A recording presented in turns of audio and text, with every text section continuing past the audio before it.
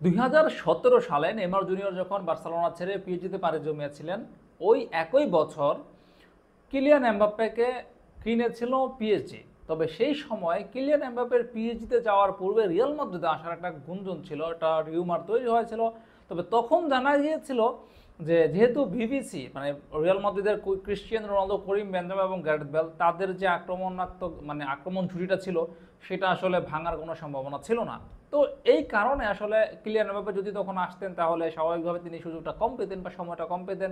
সেই কম সময়ের পাবেন এরকম সম্ভাবনা থাকার কারণে তিনি তখন রিয়াল মাদ্রিদে আসেননি। তো তখন যে রিউমারটা তৈরি হয়েছিল, এরপর বিভিন্ন নাটকীয়তা বছরের পর বছর ঘুরেছে, বিভিন্ন রকমের নাটক হয়েছে, সেই নাটকের অবসান হয়েছে দীর্ঘ 7 বছর পর। 7 বছর পর এবার মানে অবশেষে কিলিয়ান এমবাপ্পে রিয়াল মাদ্রিদের ফুটবলার হিসেবে তাকে ঘোষণা করা হয়েছে। কিলিয়ান এমবাপ্পেকে তিনি আসছে ইউরোর পর, অর্থাৎ আগামী মৌসুমে তিনি রিয়াল মাদ্রিদের ফুটবলার হয়ে মৌসুম শুরু করবেন বা তিনি রিয়াল মাদ্রিদের জার্সিতে খেলবেন। এটা কিলিয়ান এমবাপ্পের জন্য একটা বড় খবর, কারণ সেটা কিন্তু তিনি ইতিমধ্যে প্রকাশ করেছেন যে তিনি যে আসলে কতটা খুশি এই ঘোষণার পর, এটা তিনি ছাড়া আর কেউ জানে না। মানে তিনি এতটাই খুশি হয়েছেন এই ঘোষণার, স্বপ্নের ক্লাবে যোগ দিতে পেরেছেন। আর কিলিয়ান এমবাপ্পেকে পেয়ে রিয়াল মাদ্রিদ তো অন্য এক মানে অন্যরকম একটা দল। এখন রিয়াল মাদ্রিদ এমনিতে ইউরোপের সেরা দল, তাদের আক্রমণের যে আক্রমণ ভাগে যারা যেসব ফুটবলাররা রয়েছে তারা এমনিতেই সেরা সেরা সব ফুটবলার, সেখানে আবার কিলিয়ান এমবাপ্পে যুক্ত হচ্ছে। তো অসাধারণ একটা দল তৈরি করেছেন রিয়াল মাদ্রিদ এই মৌসুমে। কিলিয়ান এমবাপ্পেকে পাওয়ার পর তাদের দলের আক্রমণের যে শক্তিটা সেটা নিশ্চিতভাবে আরও বৃদ্ধি পেয়েছে। স্বাভাবিকভাবেই কিলিয়ান এমবাপ্পে আসা রিয়াল মাদ্রিদের শক্তিটা বৃদ্ধি পেয়েছে। তবে এই যে কিলিয়ান এমবাপ্পে আসছেন, তার সঙ্গে আক্রমণ ভাগে আরও একজন ফুটবলার আসবেন, তিনি হচ্ছেন অ্যান্ড্রিক ফিলিপ, ব্রাজিলের 18 বছর বয়সী ফুটবলার বা স্ট্রাইকার। তিনি আসবেন রিয়াল মাদ্রিদে এই বছরই, মানে এই সামারেই। এখন অনেকে এরকমটা মন্তব্য করছেন বা মনে করছেন কিলিয়ান এমবাপ্পে থাকার কারণে বা আসার কারণে দলের মধ্যে একটা ঝামেলা তৈরি হবে, একই সঙ্গে এনরিকের ডেভেলপমেন্টে সমস্যা হবে। কারণ ভিনিসিয়াস জুনিয়র লেফট উইংয়ে খেলবেন, রাইট উইংয়ে যদি রদ্রিগো খেলেন, তাহলে স্ট্রাইকার হিসাবে খেলবেন কিলিয়ান এমবাপ্পে। তাহলে এনরিকের জায়গাটা কোথায়? আপনি ভিনিসিয়াস জুনিয়রকে কিন্তু প্রতি ম্যাচে আপনি সাব করবেন না। একই কথা প্রযোজ্য এমবাপ্পের ক্ষেত্রে, তাকে আপনি প্রতি ম্যাচে বদলি করবেন না। রদ্রিগো গোয়েস তিনিও 90 মিনিট খেলার মতো প্লেয়ার।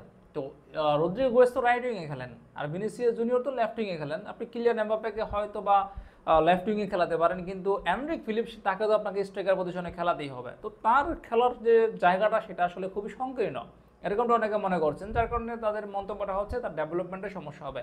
কিন্তু এখানে আমার ব্যক্তিগতভাবে যেটা মনে হয় যে এনরিকের কোনো রকমের সমস্যা রিয়াল মাদ্রিদে হবে না।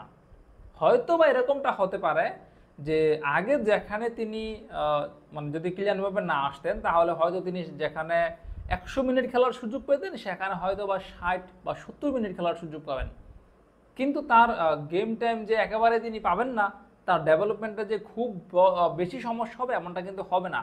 যেমন আর্দা গুলার চলতি মৌসুমে রিয়াল মাদ্রিদে এসেছিলেন, সরি এখন তো মৌসুমটা শেষ, মানে যেই মৌসুমটা সদ্য গত হলো সেই মৌসুমে তিনি রিয়াল মাদ্রিদে এসেছিলেন। খুব বেশি খেলার সুযোগ তিনি পাননি, কিন্তু কমও পাননি। মানে তিনি খেলার খুব বেশি সুযোগ পাননি, কিন্তু একেবারে যে অভিযোগ করার মতো কিন্তু এরকমটাও কিন্তু না। তিনি কিন্তু খেলার সুযোগ পেয়েছেন, তাকে গেম টাইম দেওয়া হয়েছে, তিনি কোচের মন জয় করেছেন, ভালো পারফর্ম করেছেন। একই কথার প্রযোজ্য কিন্তু ভিনিসিয়াস রদ্রিগোদের ক্ষেত্রে, তাদের শুরুটা কিন্তু এরকম ছিল।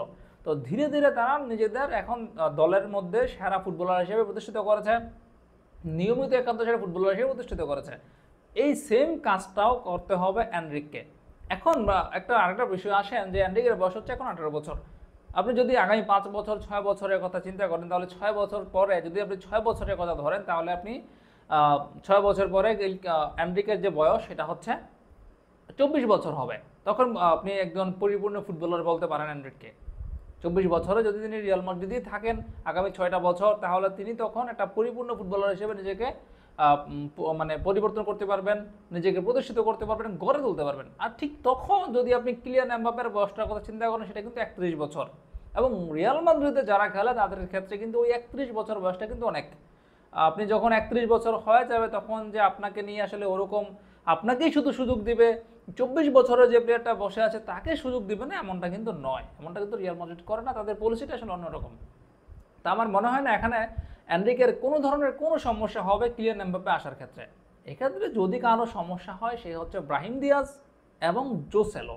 জোসেলোকে লোনে আনা হয়েছে, তাকে হয়তো বা আবার বিক্রি করে, মানে তাকে তার লোনের মেয়াদ যেহেতু 1 মৌসুমের জন্য এনেছিল, কেনার সুযোগ যদিও আছে, খুব সম্ভবত তাকে রাখবে না। কারণ জোসেলো যদি থাকে দলে তাহলে তাকে সুযোগ দিবে নাকি এনরিককে সুযোগ দেবে, এরকম একটা প্রশ্ন আসে। আবার এরকমটা হতে পারে যে জোসেলোকে যে সময়টা সুযোগ দিবে সেটা জোসেলোকে না দিয়ে এনরিককে দিলে সেটা ভবিষ্যতের জন্য ভালো হবে, রিয়াল মাদ্রিদ সেটা করতেই চাইবে।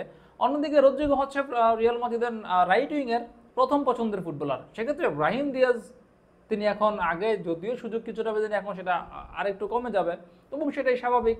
তো সমস্যাটা হলে তাদের হবে, কিলিয়ান এমবাপ্পের তো কোনো সমস্যা হবেই না, এনরিক ফিলিপেরও তেমন কোনো সমস্যা আমি দেখছি না।